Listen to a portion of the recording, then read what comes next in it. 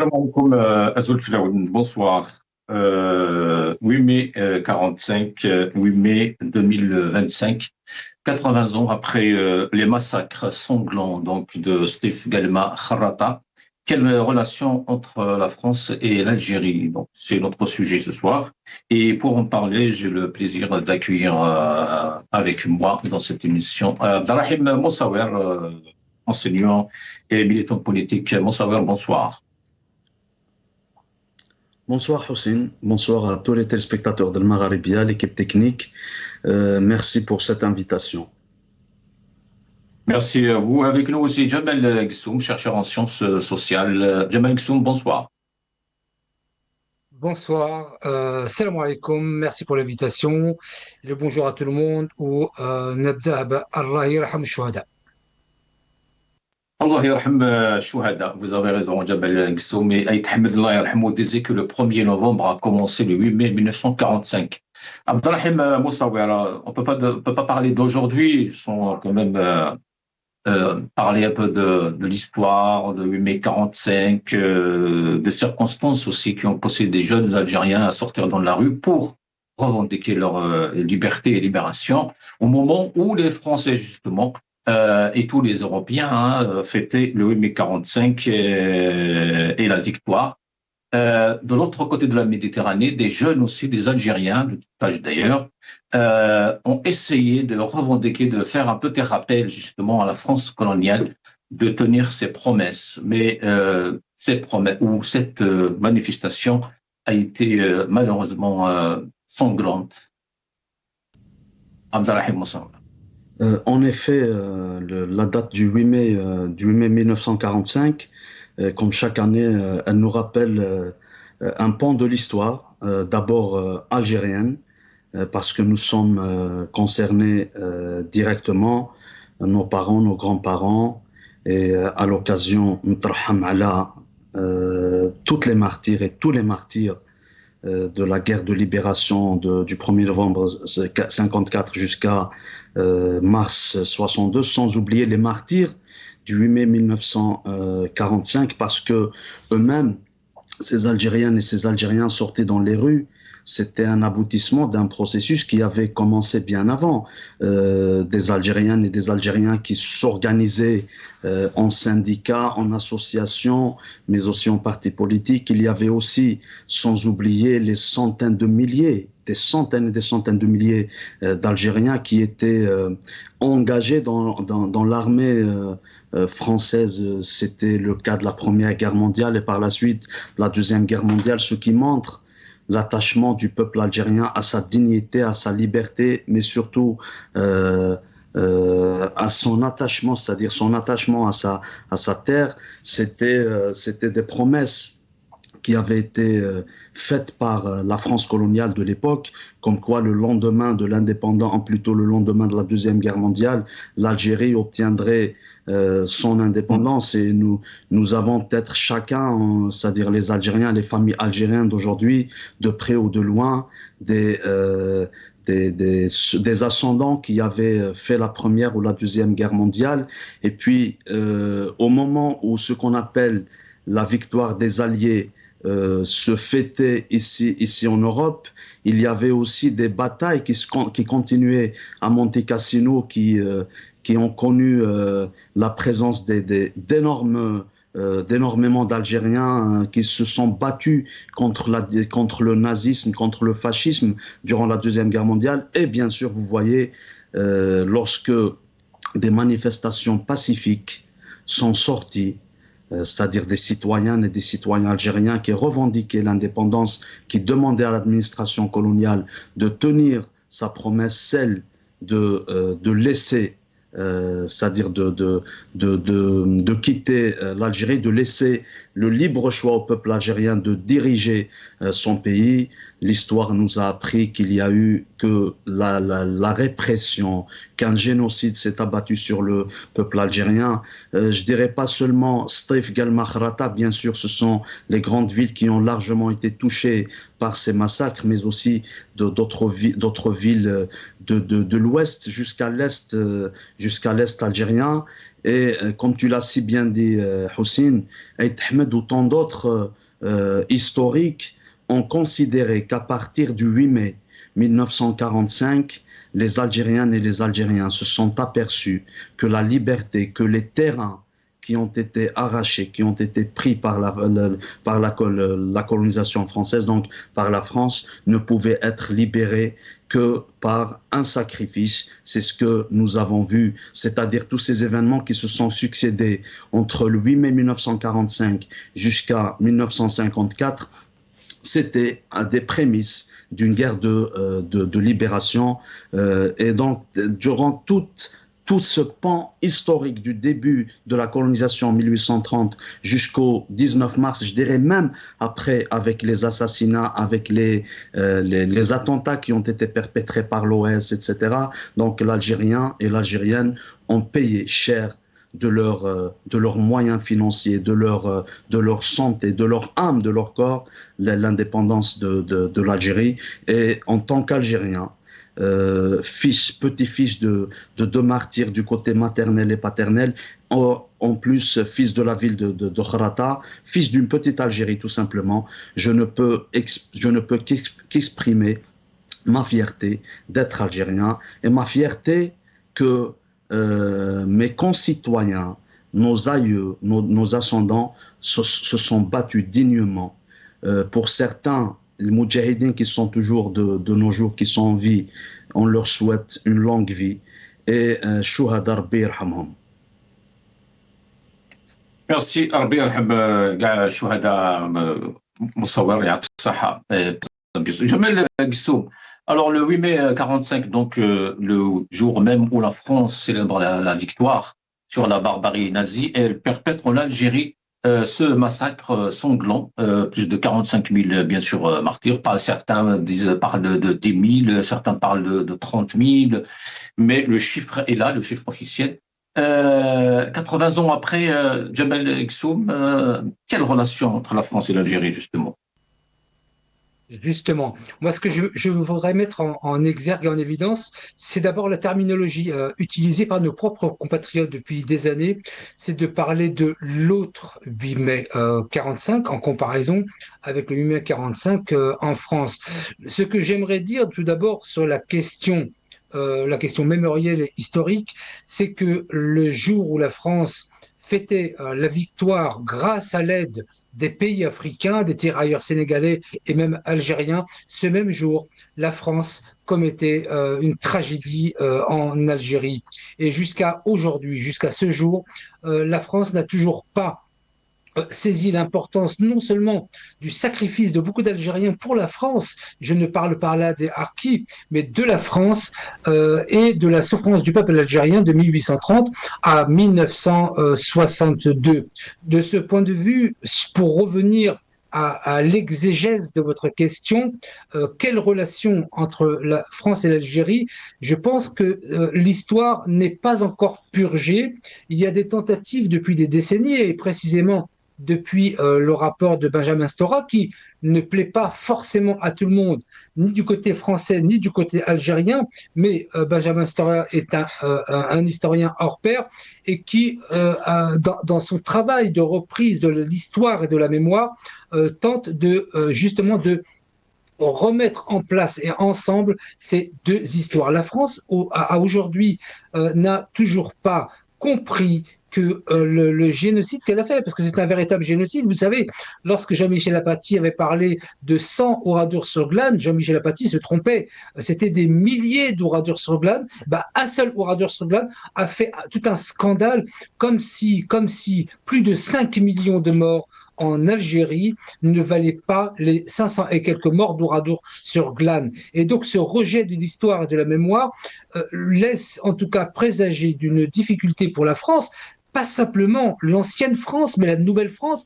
On parle aujourd'hui de la nouvelle Algérie, mais il y aurait dû avoir aussi une nouvelle France. Nous retrouvons là encore aujourd'hui les relents, je dirais, de l'OAS dans sa dans sa psyché, qui, jusqu'en 2005, vous savez qu'en 2005, il y avait un traité d'amitié franco-algérien ou algéro-français qui devait être signé entre Bouteflika, rahimallah, et Jacques Chirac. Et ce sont les politiques français de droite qui avaient fait voter une loi vantant les mérites de la colonisation, ce qui avait mis à mal ce traité. Donc, ce relent, parce que la France n'a Là, on toujours pas parle, accepté d'ailleurs, jusqu'à Jamel Gsoum, on parle d'une proposition de résolution relative justement à la reconnaissance de ces massacres de 8 mai 45, Steve Gelma, Kharrata, la résolution numéro 1365 déposée hier, donc au niveau de l'Assemblée nationale ici en France, malgré, même si Benjamin Stora dit qu'il n'y croit pas vraiment. Ouais, je n'y crois pas vraiment. D'abord, je n'étais pas au courant de cela. Vous venez de me le dire. Mais je reprends, si les termes sont exacts, je reprends en tout cas les termes de Benjamin Stora. Moi, je n'y crois pas une seule seconde.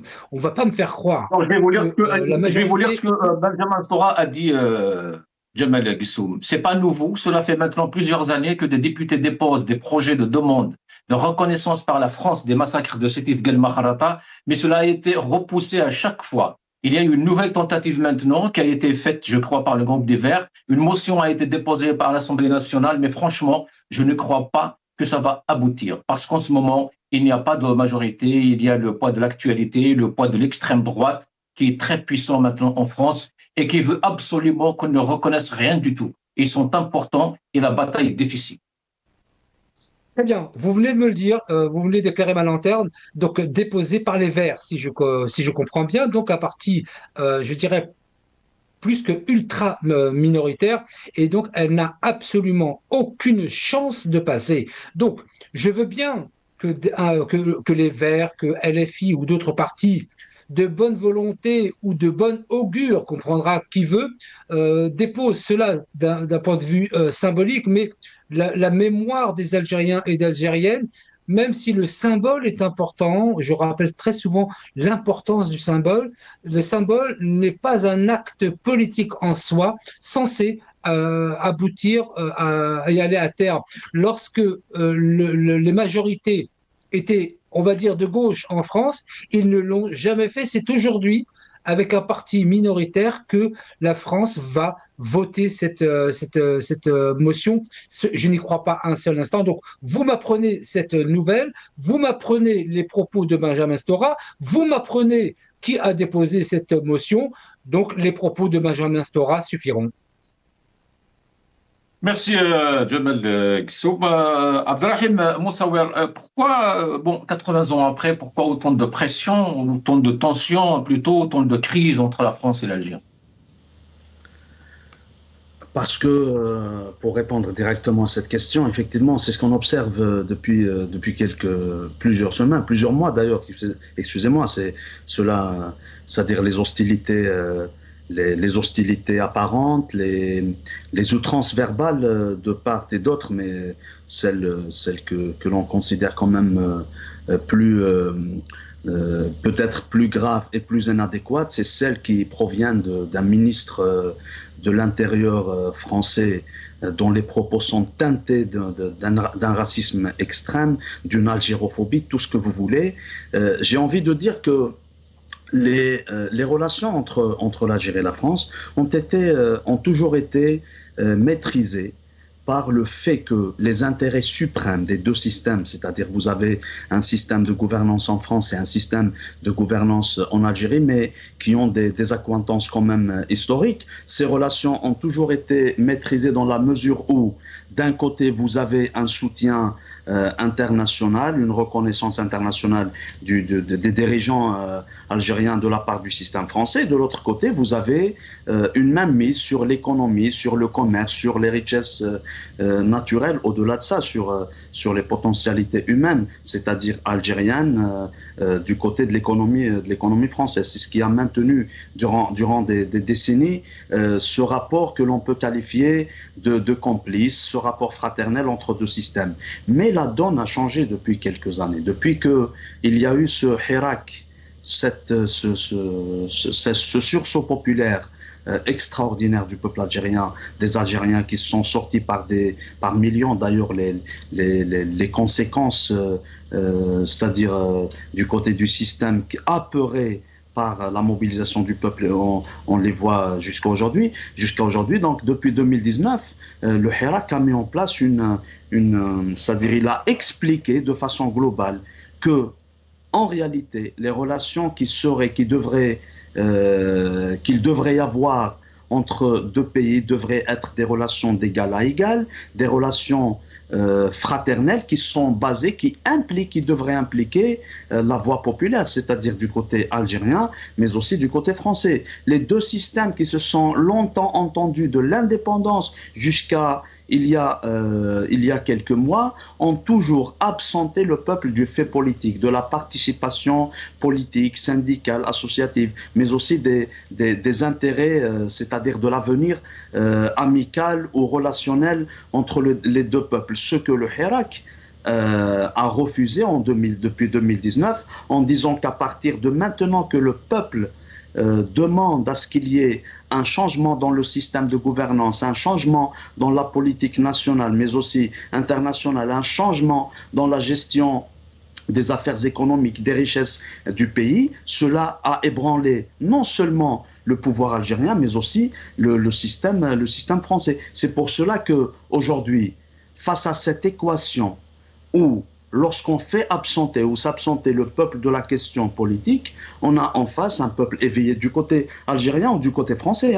Parce que même ici en France, si vous regardez par exemple un gouvernement et un président, un premier ministre qui non seulement ils ferment les yeux, mais ils assument entièrement leur soutien d'un État génocidaire, on comprendrait que ni l'intérêt du peuple, ni l'avenir du peuple, ni l'avenir démocratique dans un pays ne compte plus que des intérêts de défendre un État génocidaire comme Israël, les intérêts d'une oligarchie financière, que ce soit en France, mais au-delà de ça, en Algérie aussi. Donc aujourd'hui, s'il y a ce tremblement ou ce tourbillon dans les relations, c'est-à-dire entre les deux systèmes algérien et français, c'est parce que tout simplement derrière, il y avait un peuple algérien qui a, depuis 2019, remis les concepts à leur endroit, qui a redéfini la notion de la question diplomatique, la notion des relations internationales, la notion des relations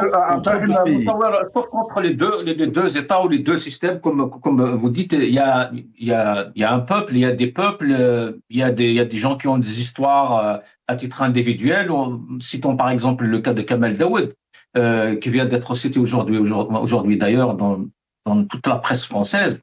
On parle d'ailleurs d'une information, d'une émission par la justice algérienne de 2 mandats d'arrêt internationaux contre Kamel Daoud, et sous le porte-parole justement du ministère français des Affaires étrangères qui a fait une déclaration aujourd'hui. Nous vivons et nous suivons et nous suivrons l'évolution de cette situation avec attention, a dit donc Christophe Lemoine. Abdelrahim Moussaoui, il y a beaucoup d'histoire entre les deux pays et de déchirures aussi, surtout. Ces déchirures, comme je viens de le dire, ça a été provoqué par un élan populaire, par un soulèvement, mais aussi un éveil collectif du peuple algérien lors du Hirak. Mais lorsque vous prenez l'exemple de Kamel Daoud, je vais aller au-delà de ça, Kamel Daoud, Boualam Sinsal, etc. C'est que le pouvoir algérien, il veut rendre médiocre la chose politique, la gouvernance d'un pays, le traitement des affaires culturelles, le traitement du discours officiel médiatique, pour faire oublier cet extraordinaire élan populaire qui a été ramené par le Hirak. Quand je dis élan populaire, mais aussi c'est un élan qui apportait, qui était prometteur en termes d'espoir, en termes de construction d'un état de droit. Il a apporté un intérêt global dans la question de l'exercice politique, le message, le discours politique aujourd'hui. Il faut savoir aussi que nous avons un système en Algérie qui ressemble à ce médecin qui a proposé à ce qu'on coupe la tête à toutes celles et ceux qui souffrent d'une migraine. Or, ce n'est pas là la question, parce que des propos de Kamel Daoud ou des propos de Boualem Sansal, là je ne suis pas en train de faire l'avocat du diable, mais permettez-moi de dire qu'il y a des propos tenus par Kamel Daoud à l'encontre de l'Algérie ou de la cause palestinienne, et des propos qui ont été tenus par Boualem Sansal qui, s'ils passaient aujourd'hui devant le tribunal ici en France, il ne passerait pas, il ne serait pas non condamnable, dans la mesure où par exemple, on parle de l'intégrité territoriale, l'intégrité historique d'un pays, des frontières, de la culture.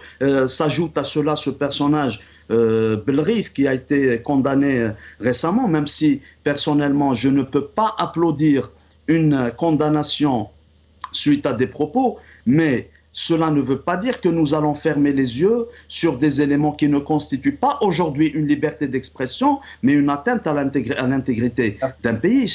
L'histoire de Kamel Daoud ou de Boualem Sansal s'inscrivent tout simplement dans un rapport qui n'exclut pas la cause palestinienne et les soutiens directs ou indirects au génocide israélien. Merci Abdelrahim Moussaouer. Vous parlez de Sansal, justement. Nous allons écouter Jean-Noël Barrot, le ministre des Affaires étrangères, et je reviens. Vous évoquez le rappel de l'ambassadeur de France en Algérie. Il est reparti ou il est toujours à Paris ? Il est toujours à Paris. Et il va y retourner ?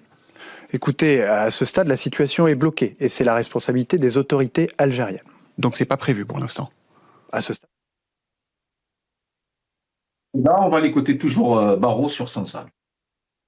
Déjà, alors que des rumeurs inquiétantes circulent sur l'état de santé de Boualem Sansal, est-ce que vous avez des nouvelles ?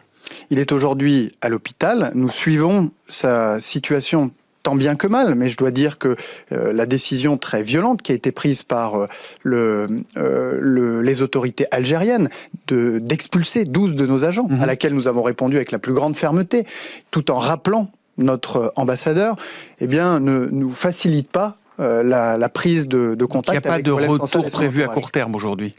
Vous savez, de manière publique, de manière discrète, par tous les canaux, et depuis des mois, nous avons appelé à un geste d'humanité en faveur de Boualem Sansal en raison de son âge et de sa situation de santé. J'espère que les autorités algériennes, et malgré la décision très brutale qu'elles ont prise il y a quelques jours, sauront faire preuve de cette humanité. Son état de santé, de ce que vous en savez, est stable ou c'est encore dégradé ? Il est pris en charge à l'hôpital, mais vous savez, pour un homme de 80 ans, qui est éloigné de ses amis, puisque un certain nombre sont ici en France et à Paris, eh bien c'est une situation qui est très difficile, qui est très lourde et qui mérite donc un minimum. La situation est bloquée, donc dit Barrot, et c'est la responsabilité, bien sûr, il dit que la responsabilité c'est à l'Algérie, c'est l'Algérie qui ne veut pas que les choses avancent. En même temps, pendant ce poids mort justement dans ces relations, Djemal Ghessoum, un déplacement inattendu, parce que quand les crises justement se succèdent, une délégation d'une trentaine d'élus ou de députés, etc., français, sénateurs même, de la gauche et du centre est attendue ce mercredi en Algérie. Et j'ai vu même des voix qui s'élèvent justement demandant à Majid Tebboune de les recevoir demain en signe d'apaisement. Qu'est-ce qui se passe, Djemal ? Eh bien, écoutez, il se passe ce qui se passe depuis des années en France. Il faut pas être naïf sur cette question. Vous savez, les partis de gauche, moins le centre, mais les partis de gauche, en général, et tous d'ailleurs, même jusqu'à Macron en 2017. Une trentaine quand même d'élus. Mais je vais vous dire pourquoi. Oui, je vais vous dire pourquoi. Alors, il y en a qui sont certainement de bonne foi, je n'en doute pas. Mais il y a une bonne partie qui pense aux élections, notamment municipales de l'année prochaine. Et pour des partis, surtout de gauche, c'est toujours bien de bien se faire voir par Alger pour récolter la voix des Franco-Algériens. C'est la raison pour laquelle, depuis 1981, tous les présidents de la République française se sont pointés à Alger 2 ou 3 mois avant les élections. C'est de François Mitterrand à Jacques Chirac, à Sarkozy, à Hollande, jusqu'à Macron en 2017. Donc, il faut y voir deux spectres. Un, il y a certainement des gens qui sont de bonne foi et il y a des gens qui voient 2026 pour les élections municipales. Il ne faut pas être naïf. Et maintenant, je reviens sur les deux sous-sujets que vous avez évoqués précédemment, le vôtre et celui de M. Moussaouer. tout d'abord, sur la question de Boualem Sansal, il a 80 ans, il n'a pas 80 ans. D'accord. Georges Ibrahim Abdallah est en prison depuis 42 ans. Est-ce qu'ils ont eu cette preuve d'humanité ici à Paris, hein? La preuve d'humanité, c'est quand eux décident sur une décision de justice émise par un État souverain tel que l'Algérie. Comme le disait M. Moussaouer, et il a raison, si M. Boualem Sansal avait été jugé en France pour les mêmes faits, il aurait été condamné. Donc, cette posture coloniale qui consiste à dire qui est bien et qui n'est pas bien m'exaspère. Il y a aussi un aspect très important sur notamment M. Retailleau qui est parti à la Grande Mosquée de Paris, c'est qu'on en revient, vous savez qu'à l'époque de la colonisation, en France, c'était le ministre de l'Intérieur qui s'occupait de l'Algérie comme étant un département français. Eh bien, ils ont encore cet état d'esprit à se dire que c'est le ministre de l'Intérieur parce que nous sommes encore colonisés. Donc, de ce point de vue et sur l'ensemble des questions, tant sur la question des hommes, des femmes politiques qui partent à Alger, d'ailleurs, j'imagine que s'ils ont eu le visa, il ne faut pas être naïf, à 30 personnes, c'est qu'ils se préparent en tout cas, qu'ils soient reçus à Alger. Les visas n'ont pas été acceptés comme ça. Maintenant, est-ce qu'ils vont être reçus par le président Tebboune? Ça, c'est une autre affaire. En même temps, moi, ce que j'aimerais dire, et je terminerai en tout cas pour l'instant par là, c'est que je demande absolument aux autorités algériennes de ne rien lâcher sur la question de M. Retailleau, qui s'est rendu à la Grande Mosquée de Paris sur le fait que ce n'est pas l'interlocuteur et ce ne doit pas être l'interlocuteur, même pas sur ces prérogatives que sont les OQTF. Dernier point important. Vous posiez tout à l'heure la question, ça a fait tilt dans mon esprit, un peu les relations passion quelque part entre la France et l'Algérie. J'oserais juste dire que si la Tunisie et le Maroc ont eu, je ne vais pas dire leur indépendance parce qu'ils étaient sous protectorat, si ces deux pays ont eu le protectorat levé en 1956, c'est parce que la France voulait mettre tous les moyens sur l'Algérie, qui était un département français, comme l'est aujourd'hui la Martinique, la Guadeloupe et d'autres, et qui ne comptait pas la lâcher. D'ailleurs, la ville d'Alger, de tout l'Empire français, est la seule ville qui a été cadastrée par les autorités françaises. C'est dire à quel point il restait 150 ans. Maintenant, comme on dit de manière populaire en arabe, l'Algérie indépendante, écoutez, que ça reste comme ça. Jamal Ghassoum, sinon par rapport à l'invective, à la surenchère, à ces relations, justement, ces petites crises et tensions, des guerres entre les deux pays, comment on peut expliquer tout ça? Et quand on entend Barrot qui dit que le problème vient de l'Algérie, c'est l'Algérie donc qui est derrière toutes ces crises. Alger dit que c'est la droite, c'est l'extrême droite, c'est Retailleau, mais il y a des franco-algériens qui souffrent justement de cette crise. Non, on ne souffre pas. Les franco-algériens, j'en suis un. Je suis né il y a 58 ans en France, je ne souffre pas. Ça, c'est la première des choses. Secondement, la notion de pompier pyromane. Oui, bon, en tout cas, je suis franco-algérien et tous ceux que je connais, j'en connais des centaines de milliers, ne souffrent pas. Ceux qui n'ont pas la nationalité française, peut-être pour leur titre de séjour, c'est vrai. En tout cas, qui a allumé le feu? Il ne faut pas jouer le pompier pyromane.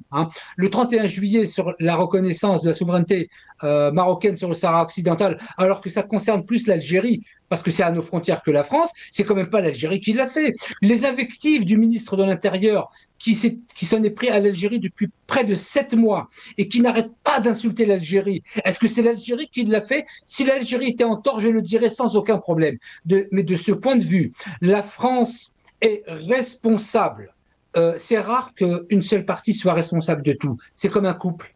Il n'y a jamais 100% pour l'un ou 100% pour l'autre. Mais pour cette affaire, et de manière la plus objective qui soit, je mets au défi quiconque sur ce plateau et ailleurs de me dire quelle a été la première action d'invective et d'attaque contre l'autre pays. Si l'Algérie a été le premier à le faire, qu'on me dise laquelle. La question de rappeler l'ambassadeur sur la souveraineté du Sahara occidental, c'est un problème qui concerne plus l'Algérie. Donc, que l'Algérie rappelle son ambassadeur, c'est tout à fait normal, puisque c'est à notre frontière, ça n'est pas la frontière des Pyrénées en France. En ce qui concerne le reste et la suite, les attaques constantes de M. Retailleau, validées par le président Macron, parce qu'on ne me fera pas croire un seul instant que c'est le ministre de l'Intérieur qui décide tout seul sans l'aval du président. Donc, ils sont tous de mèche et aujourd'hui, ils veulent venir jouer les victimes en faisant passer l'Algérie comme étant celle qui a allumé le feu. Mais nul n'est plus sourd que celui qui ne veut pas entendre. Et il faut être un idiot fini, mais complètement fini, pour croire un seul instant que l'Algérie est à l'initiative des attaques qu'elle subit depuis le 31 juillet 2024. Si l'Algérie était en tort, et tout le monde connaît mon franc-parler, je le dirais sans aucun problème. Mais pour le coup, la France est pompier pyromane, elle ne sait pas éteindre le feu ni en Algérie, ni en France aujourd'hui. Merci. Merci Jamal Gssoum. Abdelrahim Moussaouer, regardons cette petite vidéo. L'ancien ambassadeur de France en Algérie, Xavier Driancourt, dit dans son dernier livre qu'il faut cesser de considérer que l'Algérie fait partie de notre politique intérieure. Est-ce que c'est aussi un des problèmes dans la tension entre nos deux pays ? Vous savez, Xavier Driancourt n'est plus un diplomate. Il est aujourd'hui un porte-parole de l'extrême droite, donc il faut prendre ses déclarations avec des pincettes. Ensuite, je crois que nous avons intérêt effectivement à ne pas faire de l'Algérie un sujet de politique intérieure, parce que lorsque nous le faisons, eh bien, nous prenons le risque d'abord de causer tort à nos compatriotes franco-algériens, français avec des origines algériennes, qui n'ont rien demandé et qui n'ont pas à faire les frais des tensions entre nos deux gouvernements. Et d'autre part, parce qu'on l'a bien vu, c'est lorsque la relation est à peu près équilibrée, lorsqu'on s'abstient de s'invectiver les uns les autres, qu'on obtient des résultats, et c'est tout ce qui doit compter en matière d'expulsion d'Algériens en situation irrégulière, de coopération en matière de renseignement, de coopération. Moussaouer, on peut dire ce qu'on veut sur justement la situation politique en France, etc., la droite, l'extrême droite, Rotaillot, mais il y a un débat. Tout le monde parle, tout le monde s'exprime, tout le monde est respecté, contrairement à ce qui se passe chez nous aujourd'hui. Personne n'a le droit. Il n'y a même pas de débat sur ces questions, malheureusement, à part, bien sûr, quelques proches du régime sur Nahar ou sur le NTV. Le personnage qu'on vient d'écouter, en l'occurrence Barrot, le ministre des Affaires étrangères français, je rappelle seulement qu'il y a quelques semaines de cela, en pleine crise, entre guillemets, entre l'Algérie et la France, il s'est rendu à Alger. Le lendemain de sa visite à Alger, déjà il a été reçu par son homologue ministre des Affaires étrangères algérien, ensuite par le président de la République. Et puis, le lendemain, on a vu des informations comme quoi des sociétés françaises ont eu des marchés en Algérie. Je donne comme exemple Vallourec, qui a signé un gros contrat avec Sonatrach. Dès le lendemain, personne ne pourra nous dire le contraire non plus sur le fait d'avoir que les autorités consulaires algériennes signent des autorisations pour expulser des ressortissants algériens en situation irrégulière, ce qui n'était pas le cas, ou peut-être du moins du même nombre auparavant. Je voudrais rappeler aussi que cette problématique c'est-à-dire cette problématique diplomatique, si l'on peut l'appeler ainsi, depuis l'indépendance du pays. Bien sûr, l'Algérie a eu son indépendance, que nous assumons pleinement, une indépendance qui a été chèrement acquise par nos grands-parents et nos grands-mères et nos grands-mères, nos grands-pères et nos grands-mères. Et le lendemain de l'indépendance, nous avons eu un système qui a emprisonné le poète de la guerre de libération, Moufdi Zakaria en l'occurrence, qui continue aujourd'hui d'emprisonner les Algériennes et les Algériens.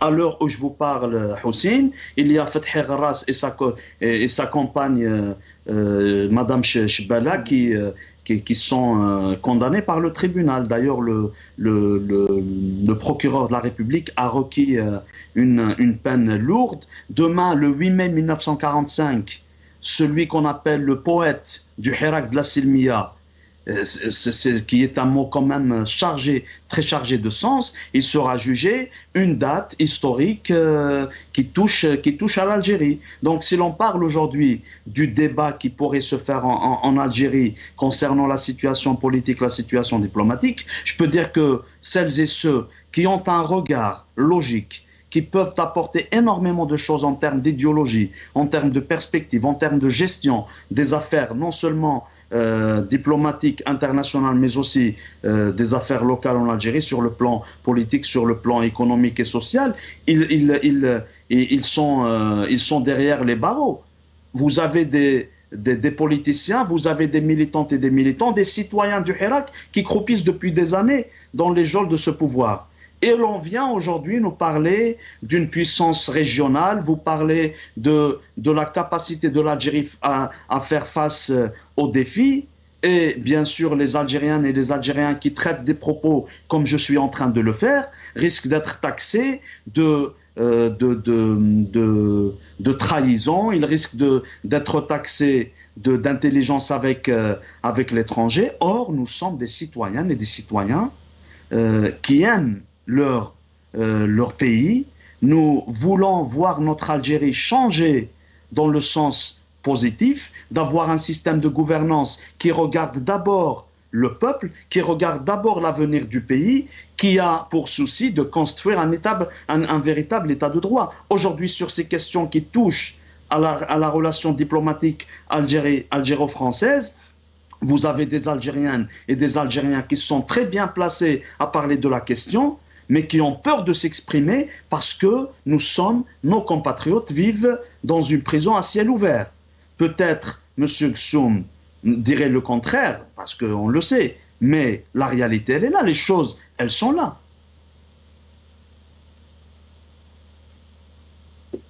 Merci, Moussaouer. Jamel Gsum, par rapport à aujourd'hui, 80 ans, comme je disais, après le 8 mai 45, il y a tous ces problèmes qu'Abdelrahim Moussaouer vient justement d'énumérer en Algérie, les droits de l'homme, les libertés. C'est pas de cette manière qu'il faudrait normalement, Jamel Gsum, rendre hommage à tous ces martyrs. Oui, bien sûr, il faudra leur rendre hommage de la manière la plus large possible, mais je réponds juste à M. Moussaouer. Lorsque je me suis opposé à l'élection du président Tebboune en septembre dernier, j'étais sur le Maralabia en direct d'Alger, où j'ai dit à tout le monde ne votez pas le président Tebboune. Donc moi, quand je fais les choses, je les fais en face et sur le territoire algérien. Je ne le fais pas de l'extérieur, uniquement pour plaire à la galerie. J'ai mon idée, عندي الموقف نتاعي الموقف ولكن نظيف. C'est-à-dire que je ne suis pas dans une opposition insultante et extrémiste au point où beaucoup de gens qui se disent soi-disant opposants, même si le président Tebboune descendait avec la main verte du paradis, il dirait non, c'est pas bien. Donc moi, je suis quelqu'un d'équilibré. Maintenant, je reviens sur ce qu'a dit M. Moussaouer lorsque M.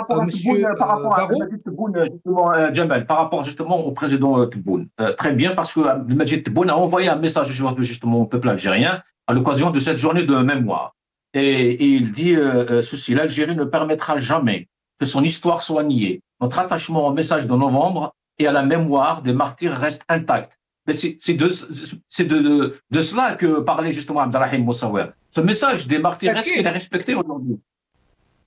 Oui, alors non seulement il est respecté, parce que s'il n'était pas respecté, l'Algérie n'aurait pas la position qu'elle a aujourd'hui, une position en quelque sorte de force à l'ancien occupant. Je veux dire que la doctrine algérienne, moi qui ne suis pas né en Algérie, j'ai l'impression, je vous le dis de la manière la plus sincère qui soit, j'ai l'impression d'avoir quelque part, je m'en excuse auprès des téléspectateurs et téléspectatrices, c'est comme si j'avais vu nos chouhada, c'est fiddem.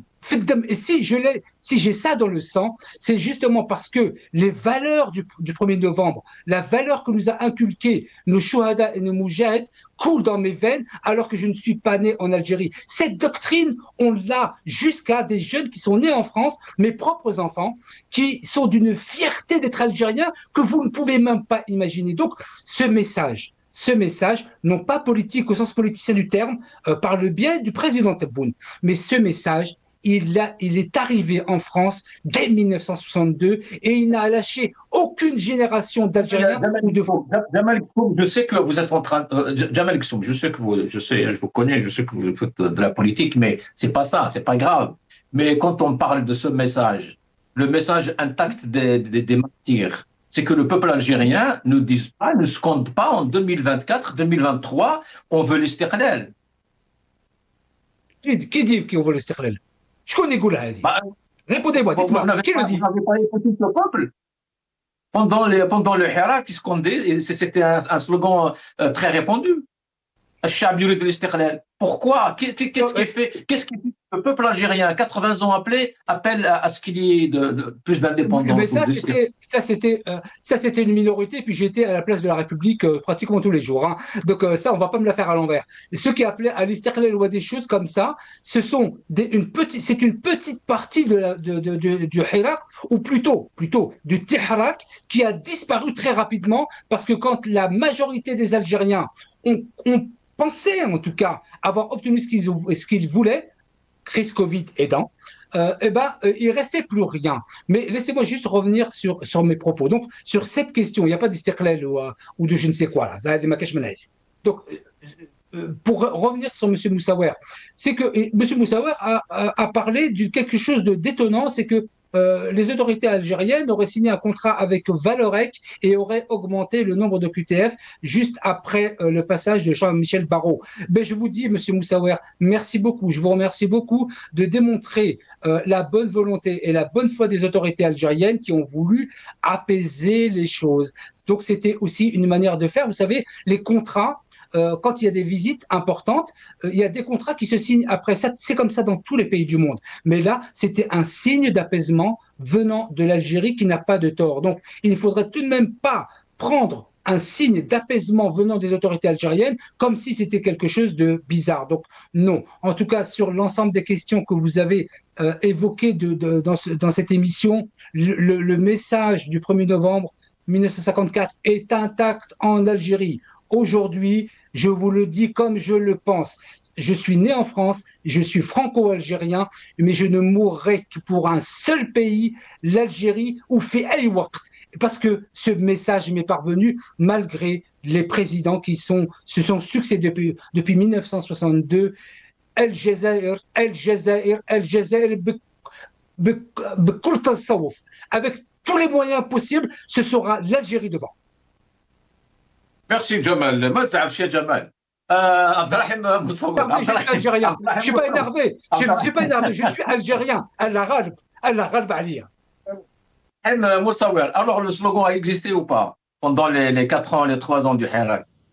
Alors, j'ai juste envie de dire à un autre compatriote, M. Gsoum, que aimer l'Algérie, bien sûr, il aime l'Algérie, j'en doute pas une seconde.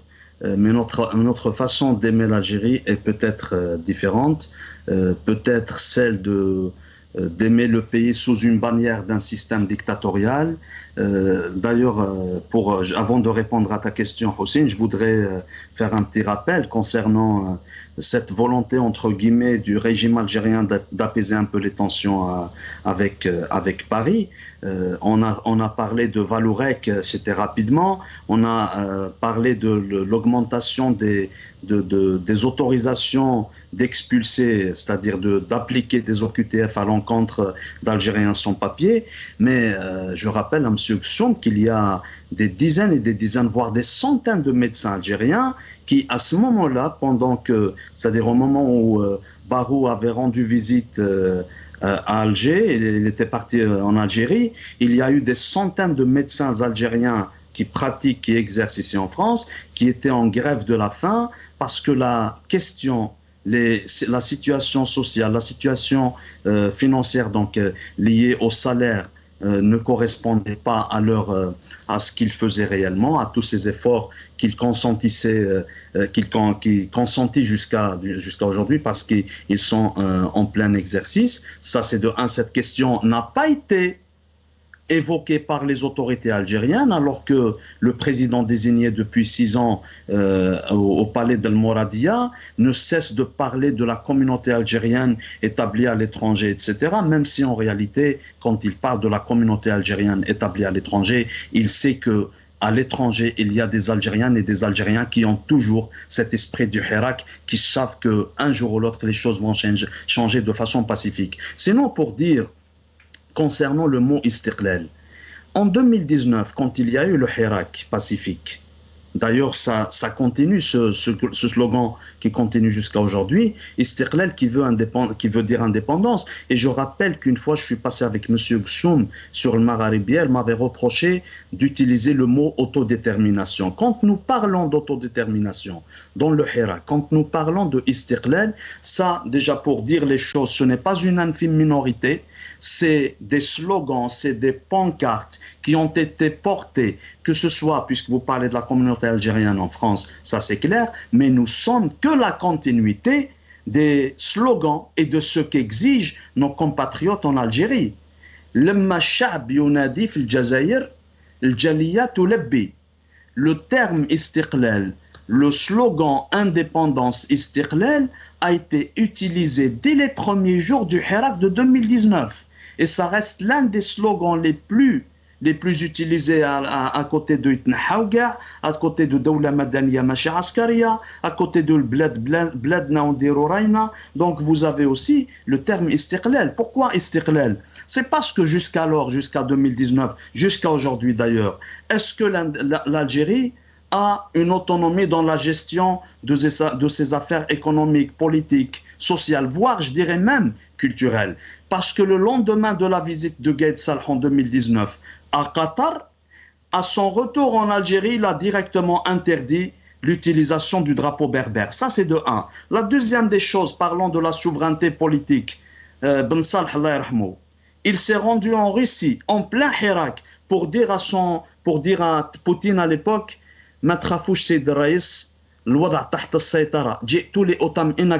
je suis venu pour vous rassurer. La situation, elle est maîtrisée en Algérie. Quand on a en face des manifestations d'étendue populaire telles que ça a été en Algérie, on a de compte à rendre qu'à son peuple. Le peuple, il a appelé au pacifisme. Le peuple, il a appelé au changement radical et pacifique en Algérie. Le peuple ne s'est jamais inscrit dans une dimension revancharde ou dans une vengeance. Le peuple ne s'est jamais inscrit dans la violence. Il a rassuré, il a tenu des propos pacifiques, il a tenu des slogans pacifiques dans le but de changer les choses de façon pacifique en Algérie. Mais dès le lendemain, dès qu'il y a eu la Covid, le pouvoir a commencé à museler, à fermer, comme ça a toujours été le cas, les champs politiques et médiatiques. Il a commencé à emprisonner des prisonniers du Hirak qui sont morts dans les geôles de ce pouvoir assassin. Et l'on continue aujourd'hui de vanter les réalisations, l'intessarat. L'intessarat, c'est lorsqu'on a une vraie politique de l'intérieur basée sur le respect de la voix populaire. Aujourd'hui, le peuple algérien, il n'est pas contre son pays, il n'est pas contre l'État algérien, il est contre la politique menée par le système néocolonial depuis 1962. Que lorsqu'on parle aujourd'hui des relations entre la France et l'Algérie, il faut savoir que ce peuple a vécu les affres de la colonisation, ce peuple a vécu le 8 mai 1945, ce peuple a vécu la famine, il a vécu l'exclusion sociale, l'exclusion politique. Mais le miracle du peuple algérien, c'est qu'il est revenu comme une seule femme, comme un seul homme, en 2019, pour dire qu'il est possible de changer. Écoutez votre peuple. Merci Abdelrahim Moussaouer, merci Djebel Gsoum, merci à vous toutes et à tous, ya'tikoum saha. Et en guise de cadeau à Djebel Gsoum, cette petite vidéo. Salam alaikum.